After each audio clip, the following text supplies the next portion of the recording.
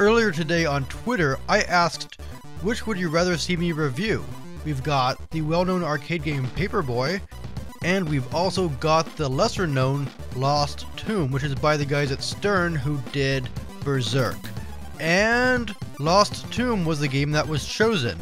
And that works great because I just got finished reviewing Powerslave, and Powerslave is another ancient Egyptian-themed shoot-'em-up game, albeit one that's about a decade and a half later. I mentioned that Stern also did Berserk. They also did this follow-up Frenzy, both really terrific games, and the arcade version of Lost Tomb is quite good as well. So the big question is, how does the Commodore 64 version stack up to the arcade original? Now, if you want to see the arcade original, go over to Classic Game Room and look at the review of Lost Tomb. It's quite a nice review. It's done on an actual arcade cabinet, so you can kind of see how the whole thing fits together. I like that. Important notice: to exit rooms with no open door, find the key chest. I guess early playtesters must have been really confused. So the game starts with you parachuting into the pyramid deep in the Amazon. Oh, I guess it's not Egypt, it's the Amazon. Lock and load, mate.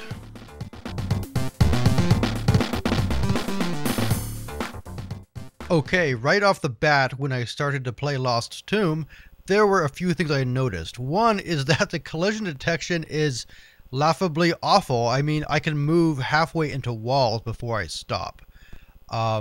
And the collisions are also really iffy with the enemies. Your hitbox is huge. And check this out.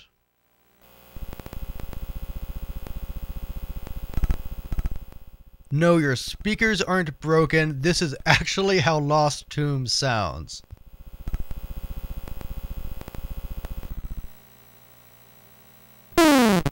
It does have some nice replay value in the form of these branching paths down the pyramid. That's pretty cool, especially for such an old game.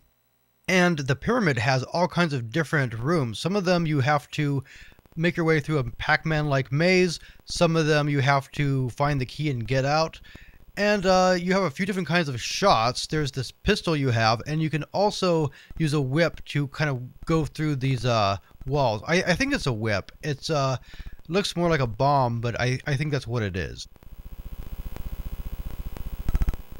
Now, one disclaimer is that I'm playing this on my later model Commodore 64 with the newer SID chip. Now, that doesn't play digitized sound correctly, but I did try this in emulator, and I don't think it has any more sound than what you're hearing, which is really a profound disappointment, because so much of the atmosphere and attitude of these old arcade games really comes from the cacophony that they produce.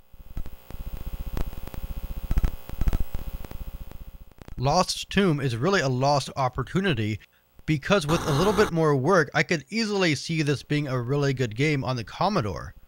There's plenty of potential here, and if you play the arcade game, it really lives up to it, but sadly, this version just doesn't really do it. In fact, I'm not sure how this version was released. It looks like I got some kind of earthquake bonus. You can step on that trap and set off an earthquake. And here's another thing I'm not really that fond of, and it was present in the original arcade game.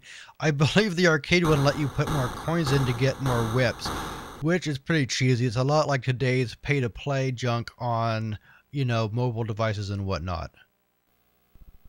Now I've got these humanoid guys from Berserk chasing me, or it looks like they're from that. At least they don't shoot back in this. Oh my god, watching this footage really makes me realize how dull this game really is. If you've made it this far into the review, well, congratulations, I guess. I'm just going to step on a trap and end it all. Game over. Well, at least there's that. The game does end. So, there you go. That's Lost Tomb, a game that really shouldn't have been unearthed. If you want a game where you're shooting mummies, go watch my Powerslave review. That game is great and gets better and better the more I play it.